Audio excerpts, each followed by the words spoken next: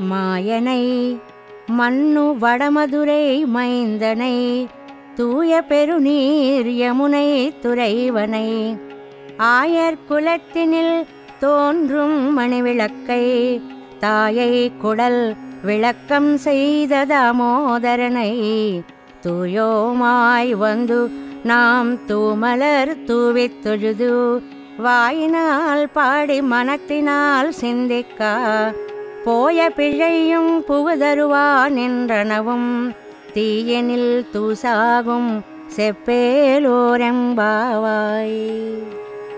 మిక్కిలి ఆశ్చర్యకరమైన గుణములను చేష్టలను కలవాడు శ్రీకృష్ణుడు.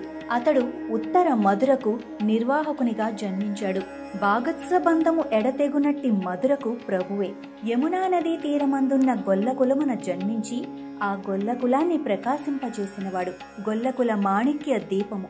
తల్లి యశోదా గర్భమును కాంతివంతమునర్చిన దామోదరుడు. వ్రతకారణముగా శ్రీకృష్ణుని చేరి మనము ఇతరములైన కోరికలేవి కోరక పవిత్రమైన మనస్సులతో స్వామికి పూల నర్పించి నమస్కరించి నోరారా అతని కళ్యాణ గుణములను సంకీర్తన చేసి ధ్యానించిన సంచిత పాపములను ఇక ఆగామి పాపములను తప్పించుకొనవచ్చును. అతని గుణకీర్తనం చేయుట వలన పాపములన్నీ అగ్నిలో పడిన దూది వలె భస్మమైపోయేవే. కావున స్వామి యొక్క తిరునామములను అనుసంధించుడు. కర్మ సందోహము మోక్ష ప్రాప్తికి ప్రతిబంధకముగా కదా. అనేక జన్మలను పొందుటకి కర్మలే కారణాలు. కావున వీనిని నిర్మూలించక తప్పదు.